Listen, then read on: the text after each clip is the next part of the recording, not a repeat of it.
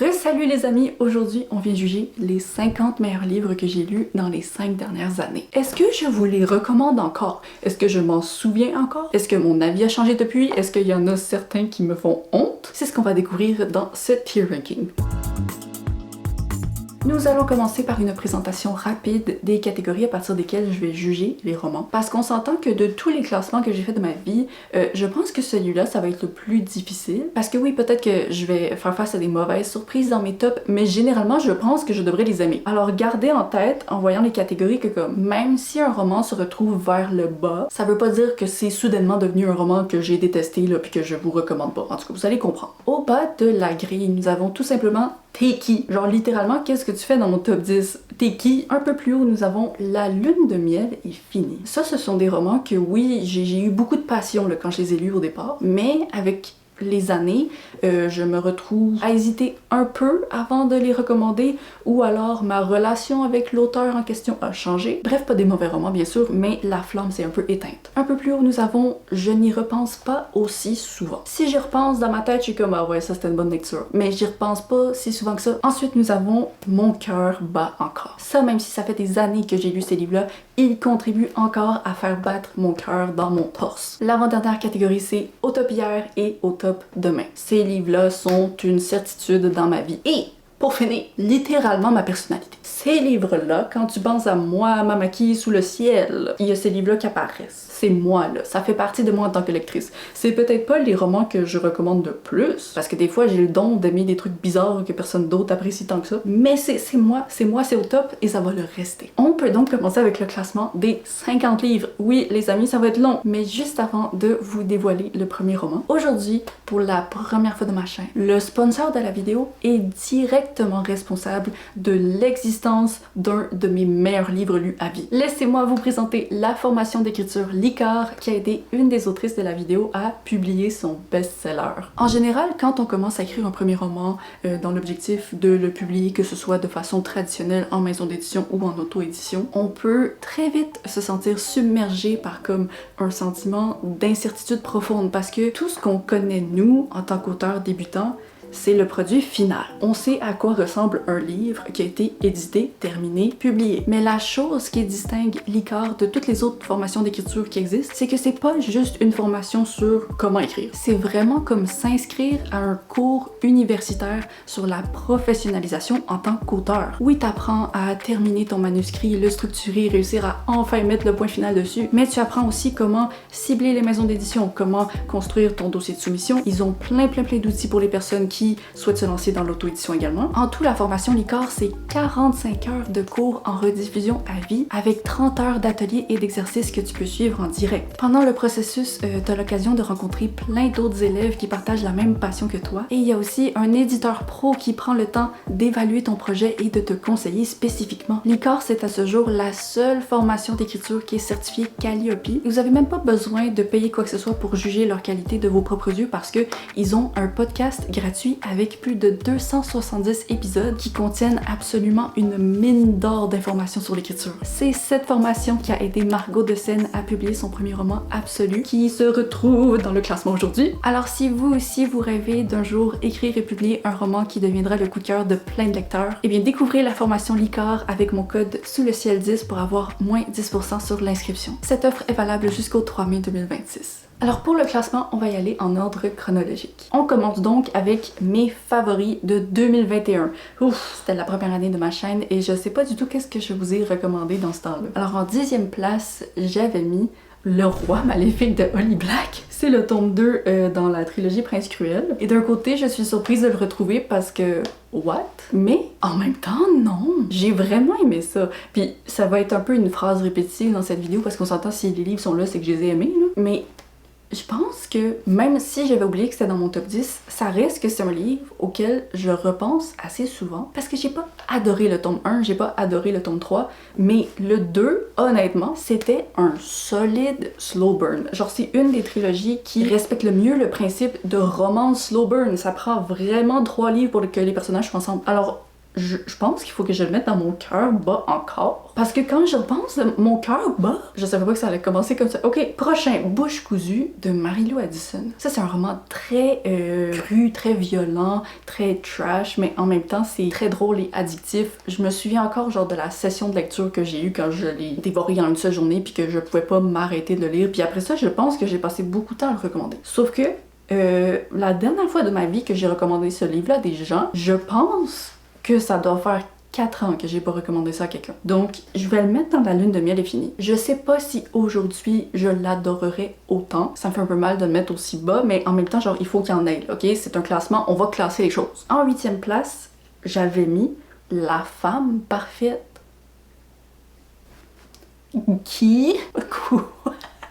Ben, je me souviens un peu de c'est quoi. Genre, je sais que c'était une science-fiction, thriller aussi, genre un mix des deux. Puis que j'avais trouvé ça solide, entraînant. Mais je pourrais pas du tout dire de quoi parlait cette histoire-là. Et donc, si je me souviens pas de quoi ça parle, je vais pas le recommander, là. Je vais le mettre dans T'es qui? Je sais pas T'es qui. Je pense que si j'y repensais plus longtemps, ça pourrait redevenir un livre que je recommanderais à nouveau. Mais pour l'instant, T'es qui? Après ça, j'avais mis le tome 1 et 2 de Skyward, Starsight de Brandon Sanderson. Les livres ont été traduits en français, mais je vous mets les pages en anglais parce qu'elles sont vraiment plus belles. Ça, c'est la science-fiction jeune adulte de Brandon Sanderson. Et je pense que le tome 1, je vais le mettre dans mon cœur bas encore. Ok, déjà 5 minutes dans la vidéo, puis je sais plus parler. Mais le tome 2, je sais que le tome 2 faisait quelque chose de complètement différent, puis j'avais apprécié ça. Mais après, quand j'avais essayé de lire le tome 3, puis toutes les petites suites et tout, le reste de cette saga m'a tellement énervée qu'on dirait que je me sens obligée de mettre ce tome 2 dans la lune de miel est finie. Parce que vraiment, ça m'énerve à quel point cette série avait bien commencé, puis à quel point Brandon Sanderson l'a gâché. Je recommanderais encore le tome 1 et 2, mais c'est vraiment une saga que je suis comme, ne vous forcez pas à la compléter. Vraiment. Je connais personne qui se soit forcé à la compléter qui a été heureux de l'avoir fait. Bon, ouais, ouais, c'est pas très positif pour l'instant cette vidéo, hein? Ok, donc, prochain livre, ça c'est positif. Ma sombre Vanessa de Kate Elizabeth Russell. Ça, très simple, au top hier, au top demain. J'y repense tellement souvent. J'ai l'impression que c'est une référence dans ma vie depuis que j'ai lu, puis d'ailleurs, dans mon prochain point lecture, genre, je compare un livre à ça, puis Ma sombre Vanessa était tellement meilleure. Ok. Ensuite, Méduse. Ben ça, les amis, c'est littéralement ma personnalité. Méduse. J'ai jamais de toute ma vie lu un livre qui se compare à Méduse. Le langage de ce livre est incroyable. C'est la plume la plus originale et recherchée et intense, mais sans être comme vraiment chiante à lire que j'ai rencontré de ma vie. C'était incroyable comme expérience. La révélation à la fin, la bizarreté de ce livre-là. Oh! Ma personnalité. En 3e place, pour 2021, j'avais mis Malibu Rising. Ça, je sais pas si c'est mon Taylor Jenkins Reid préféré, mais je me souviens encore très vivement des personnages, puis je dirais qu'ils font encore battre mon cœur. Donc je vais le mettre dans mon cœur encore. Mais si j'y réfléchissais vraiment plus longuement, peut-être que la portion fête du livre, si vous l'avez lu, ça aurait pu le faire descendre. Mais mon cœur bat, ok, il bat. En 2e place, j'avais mis Fleur captive. Oh là là là là. Ça c'est... ça c'est particulier. C'est un classique à propos d'un frère et d'une sœur qui se font enfermer dans un grenier pendant une période de temps vraiment très longue. Puis c'est comme... c'est tellement bien écrit, mais il y a une scène en particulier qui est inacceptable, mais malgré tout, genre, le livre m'avait tellement touchée et rejointe que j'avais fait abstraction de ça. Mais j'avoue qu'aujourd'hui, j'y repense pas aussi souvent. C'est peut-être juste parce que ça fait 5 ans que je l'ai lu, mais je vais laisser ça comme ça pour l'instant. Et donc, ma meilleure lecture de 2021, qu'est-ce que c'était? Mon ami littéralement ma personnalité. Il y a tellement de gens qui détestent ce livre-là, puis ok. Mais de toute ma vie, il n'y a aucun livre qui m'a donné envie de courir à travers mon appartement en rond comme ça pendant 15 minutes parce que j'étais juste complètement époustouflée par la révélation finale. C'est un roman qui a des défauts en cours de route, mais la révélation finale fait que tout ça, genre je m'en fous. C'était incroyable et c'est ma personnalité d'avoir adoré ce livre-là. La 10e place, c'était Anxious People de Frederick Backman. C'est un livre que j'ai eu beaucoup de plaisir à lire, c'était très drôle, c'était mon premier de l'auteur, mais j'ai lu beaucoup de livres de l'auteur depuis, puis je sais que c'est pas nécessairement juste de faire ça, mais j'ai l'impression que parce que je me suis un peu fatiguée du style de l'auteur, je vais devoir le mettre dans la lune de miel est finie, parce que je pense que si j'avais lu les livres dans un autre ordre, oui, celui-là, je l'aurais apprécié, puis ça aurait probablement été mon préféré de tout ce que j'ai lu, mais je pense que je l'aurais moins aimé en ayant lu ses autres livres puis en ayant été déjà fatiguée de son style. Je sais pas si ça a du sens. Et pour la 9e position, on a également un auteur que j'ai très souvent lu, Dead Zone de Stephen King. Ça avait été une belle surprise, mais honnêtement, j'y repense pas très souvent. Je sais que ça fait partie des Stephen King que j'ai beaucoup aimé, mais j'y repense pas vraiment souvent. La vie invisible de Addie LaRue, ben oui, c'est vrai. Je suis étonnée qu'il soit juste en 8e place. J'avais l'impression que j'avais beaucoup plus aimé que ça l'année où j'avais lu. Mais même si je pense que c'est un livre que je vais toujours comme un peu recommander à des personnes spécifiques parce que ça peut extrêmement plaire, je pense que j'y repense pas aussi souvent que ça. Roux clair naturel de Fanny Demeule, qui est un roman québécois. Ça, mon cœur bat encore. J'y repense pas très souvent, mais honnêtement, parmi tous les romans québécois que j'ai lus, je trouve qu'ils se démarquent par à quel point chaque phrase avait énormément de poids. Genre, c'est un petit roman qui se lit très très vite, mais vraiment, il n'y a pas de superflu, puis j'ai trouvé ça impressionnant à quel point tout avait été si bien pensé que ça pouvait être raconté de façon aussi courte. La 6e place, c'était Outre-sable de Hugh Howey. Je pense que c'est un livre qui ennuierait certainement des gens. C'est une science-fiction avec des plongeurs de sable, genre le monde est enseveli sous sable. Moi, mon cœur bat encore, ok? Juste à y penser, j'ai tellement aimé l'atmosphère de ce livre-là, les personnages aussi, donc ouais, mon cœur bat. Oh, Le consentement de Vanessa Springora. Ben, tu sais, je pense pas que c'est un livre que je vais un jour ne plus recommander puis regretter d'avoir mis dans mon top, mais est-ce que j'y pense? Non. Genre, je me souviens de son message, je me souviens de sa qualité, mais il n'y a pas de scène qui ressortent dans ma tête quand je pense à ce livre-là. En même temps, vu le sujet, sûrement tant mieux. Mais ouais, je vais le mettre dans J'y repense pas aussi souvent. Ah mon dieu, ok. Carrie Soto is back. Ça, je dirais que je l'ai moins aimé que Malibu Rising. Je l'ai beaucoup aimé. Pas besoin de préciser, Mamaki, t'as aimé tout ce qu'il y a dans cette vidéo. Mais ouais. J'y repense pas aussi souvent. Dans les Ted Richings que j'ai lu, vraiment celui-là, j'y repense pas tant que ça. Et en 3e position, j'avais mis Il était 2 fois. Oh là là là, si vous me connaissez, vous savez où est-ce que ça s'en va. Le top, littéralement ma personnalité. C'est le meilleur thriller de l'univers. Et il faut avoir lu le manuscrit inachevé. Il y a des gens qui lisent le manuscrit et sont comme ah, c'est pas si excellent que ça. Je le sais, c'est pas le tome 1 que je recommande genre le plus au monde. Mais il faut le lire. Puis c'est agréable anyway. Mais quand tu lis le tome 2 puis que tu comprends pourquoi le tome 1 existe, et genre ça là, ça, je sais que mon amie Adèle, j'ai dit que c'était genre la meilleure twist. Non, ça c'est le meilleur, c'est le meilleur. Ensuite, People We Meet on Vacation. Je pense que j'ai une mini hésitation dans mon cœur parce que je l'ai lu alors que je faisais extrêmement de fièvre. Mais ça reste que dans ma vie, c'est ma romance préférée. C'est la seule romance pour laquelle j'ai pas eu genre de frustration extrême face à la crise des 80%. Je comprenais qu'est-ce qui se passait. Les personnages ont vraiment résonné avec moi, ils ont résonné avec l'histoire que j'avais avec la personne avec qui j'étais à l'époque. Je pense que c'est ma personnalité. Les gens, quand ils pensent à ce livre-là, je pense qu'ils m'associent avec. Ouais. Je vais le mettre là. Il est pas parfait, mais c'est ma personnalité. Et numéro 1, c'était Martin Eden. Je pense que ça va aller au top. Parce que même si pour moi c'est un chef-d'œuvre, genre il y a pas beaucoup de livres que j'appellerais des chefs-d'œuvre, ça c'en est un. Je sais pas si j'ai encore genre beaucoup d'excitation à y penser. Puis c'était juste un moment solide de ma vie, une brique là, dans le mur de moi en tant que lectrice, mais je sais pas si c'est ma personnalité. Est-ce que le mur, c'est ma personnalité? Je sais pas. Maintenant, 2023. Qu'est-ce que j'ai mis en 2023? Ah ben, qui vois-je en 10e place? Absolu de Marco de Seine, qui est le livre qui a été en partie publié grâce à la formation Licor. Ça, je le mettrais... Mon cœur, il bat encore. Genre vraiment, le tome 1, j'ai tellement passé un bon moment en le lisant que j'ai encore l'adrénaline dans mon cœur. Ensuite, l'Institut de Stephen King, un autre Stephen King. Lui, j'y repense pas très souvent. J'y repense juste si on me demande des recommandations de Stephen King. Là, je vais y penser. Mais en même temps, est-ce que c'est dans le top de ce que je vais recommander? Non. Donc, j'y repense pas aussi souvent. En 8e place, j'ai mis Nos cœurs disparus de Céleste Ng. Ah, ce livre-là, j'ai vraiment aimé. Mais en même temps, je sais pas c'est quand la dernière fois que j'y ai repensé. Là, maintenant que j'y repense, je suis heureuse, j'ai vraiment aimé. Mais je suis obligée de le mettre dans J'y repense pas aussi souvent parce que j'y ai pas pensé. C'est un peu ça le principe, hein? La 7e place, Lien de sang. Lien de sang. Ça, là, petite frustration parce que c'est un livre qui aurait pu, genre, être au top si c'était pas de la fin. La fin a vraiment gâché le livre.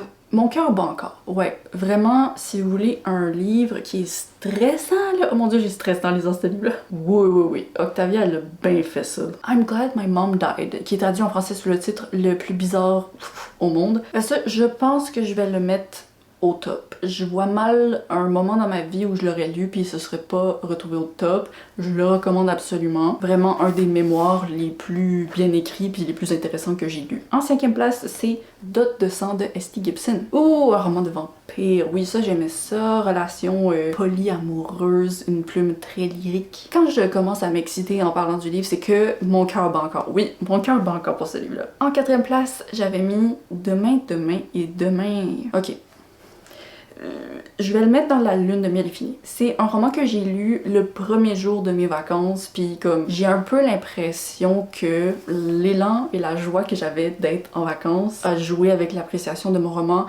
Quand j'y repense, il y a certainement des défauts, puis à mon avis, je les ai un peu balayés de la main comme ça parce que j'étais en vacances, mais peut-être qu'autrement, les défauts auraient enlevé quelques notes là, à ce 5 étoiles. Ouais, c'est pas un livre généralement que je recommande, donc la lune de miel infinie. Oh mon dieu, en 3e place, j'ai mis Tu comprendras quand tu seras plus grande. J'avais oublié ce livre-là. Je peux pas le mettre dans T'es qui parce que je sais c'est qui ce livre-là. Je me souviens encore de ça parlait de quoi. Mais ouais, la lune de miel est finie. Je pense que encore comme pour Anxious People, ce serait mon livre préféré de Virginie Grimaldi si je le relisais maintenant que j'ai lu d'autres livres d'elle. Mais je sais pas si j'aurais eu un coup de cœur comme j'ai eu pour le premier, maintenant que j'ai un peu découvert que Virginie Grimaldi terminait toujours ses romans par une plot twist qui est la majorité du temps pas nécessaire. Puis je sais que j'avais fait abstraction de cette plot twist dans ce livre-ci quand je l'avais lu. Puis là maintenant on dirait que je suis moins capable de juste l'ignorer. Donc j'ai vraiment aimé ça.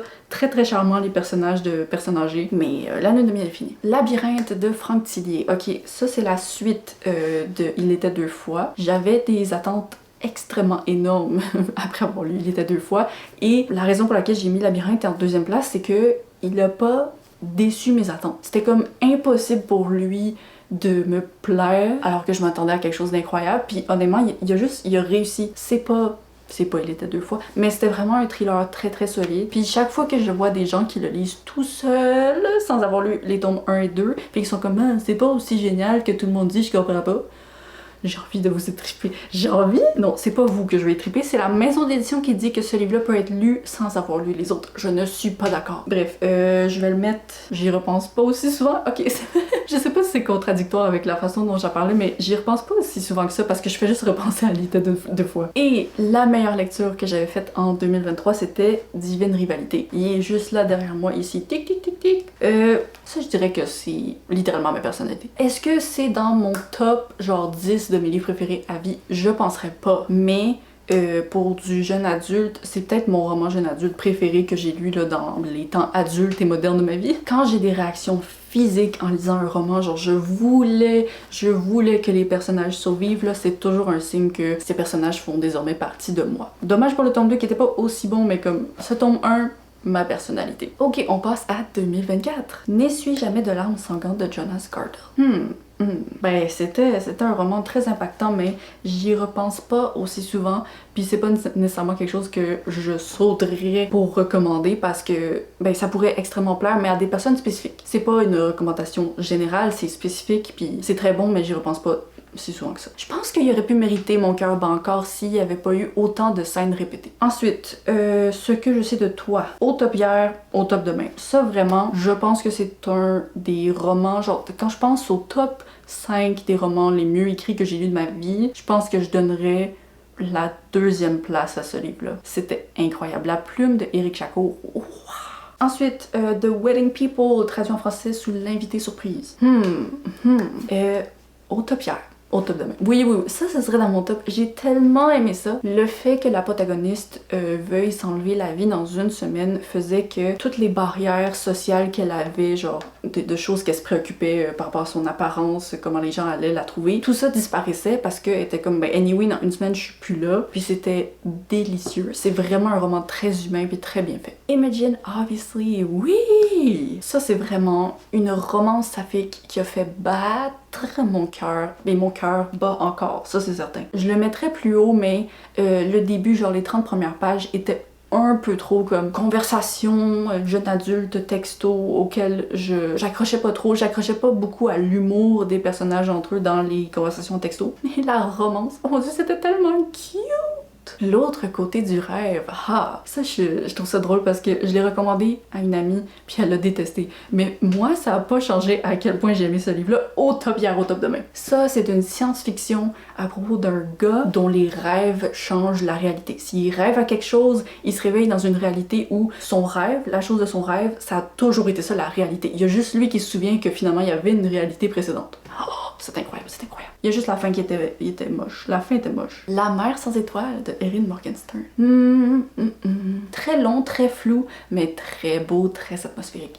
Mon cœur bat encore. C'est une autre recommandation que je fais pas à tout le monde, mais si vous avez envie d'un voyage atmosphérique dans des mondes fantastiques avec du réalisme, mais oui, ça c'est le livre. En 4e position, j'avais mis Moi qui n'ai pas connu les hommes. Et ce livre-là, les amis, déjà je suis étonnée qu'il soit seulement en 4e place. Ça c'est littéralement ma personnalité. J'y repense tellement souvent. Oui, ma personnalité. Magic Lessons de Alice Hoffman Home. Vous voyez, ça m'étonne qu'il soit en haut de Moi qui n'ai pas connu les hommes parce que Magic Lessons, j'y repense pas si souvent que ça en comparaison. Genre ça, je sais que c'était un roman qui remplissait la case de histoire de sorcière que je cherchais depuis très longtemps. Pour moi, au niveau de la plume des personnages du récit, c'était parfait, mais ça a moins marqué ma vie, là, vraiment. J'y repense pas aussi souvent. Et là, ok, on a un top 2. Oui, Super méchant débutant de John Scassi. Ça, attendez, je mets tout de suite.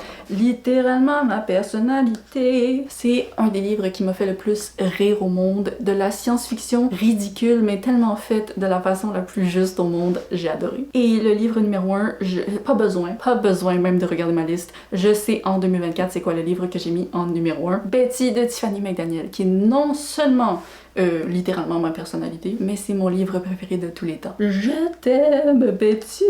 Mes oreilles ont pas aimé par contre ce qui vient de sortir de ma gorge, ça je peux vous le dire. Et donc on passe à 2025, qui est un top que je viens à peine de vous filmer, tu sais, ça fait quoi, 4 mois que j'ai filmé ça? Donc normalement, les choses devraient pas avoir très changé, je pense pas avoir pu oublier déjà les livres que j'ai lus dans ce top-là, mais on sait jamais. Alors, qu'est-ce que j'ai mis en 10e position? La promise au visage de fleurs. Oui, ok. Est-ce que j'avais oublié que j'avais mis? Oui, mais j'ai pas oublié le livre. Je me souviens du livre très bien. Par contre, est-ce que j'y repense? Je m'en souviens, mais j'y repense pas. En 9e position, La mer des laves de Mojari. Ça, définitivement, mon cœur bat encore. C'est un des livres que je me retrouve à recommander le plus. J'en ai acheté une copie pour que ma famille puisse le lire. Vraiment, le meilleur roman québécois publié en 2025, c'est certain. Ben, je les ai pas tous lus. Je peux pas dire ça, je les ai pas tous lus. Mais moi, de ce que j'ai vu, c'était le meilleur l'année dernière. Parmi les fleurs bruissent, Les secrets. Un roman qui m'avait sauvée après un mois de lecture très horrible. Donc, j'étais tellement soulagée de tomber sur ce livre-là que j'avais adoré. Mais je pense que c'est comme la promise au visage de... J'y repense pas très souvent. Ouais. Ça me fait bobo de mettre des livres que j'ai lus aussi récemment, genre bas dans la liste, mais faut que je sois honnête. Faut que je sois juste. Ensuite... Les somnambules. Les somnambules. Ok, là, il faut que je sois honnête, il faut que je sois juste. Il y a une réponse dans ma tête qui me vient, mais elle est surprenante. Parce que j'ai mis ce livre-là en 7e position de mon top, ok? Je lui ai même pas donné 5 étoiles, je lui ai donné 4.5 étoiles. Mais quand je regarde les somnambules, c'est littéralement ma personnalité. Malgré ses défauts, ses qualités, c'est littéralement ma personnalité. Moi, je veux des romans de science-fiction qui font des efforts pour construire des personnages vraiment profonds et touchants, font des efforts pour donner une plume qui est pas juste froide et saccadée. Puis c'est un roman de 1200 pages que j'ai vraiment aimé du début jusqu'à la fin, malgré les longueurs, malgré certains petits trucs où je trouvais qu'il manquait de subtilité. Juste, il faut que je le mette dans ma personnalité. Mais c'est ma 7e position. Alors, le livre en 6e position, est-ce que lui c'est ma personnalité? Nos femmes sous la mer de Julia Armfield. Ben, non, c'est pas ma personnalité. Mon cœur bat encore pour ce livre-là. Oh mon dieu, j'ai tellement aimé la plume, mais il y a vraiment des gros défauts. Je les ai ignorés, mais il y a vraiment des gros défauts. Mon cœur bat encore. Ma vie sans gravité. Ça...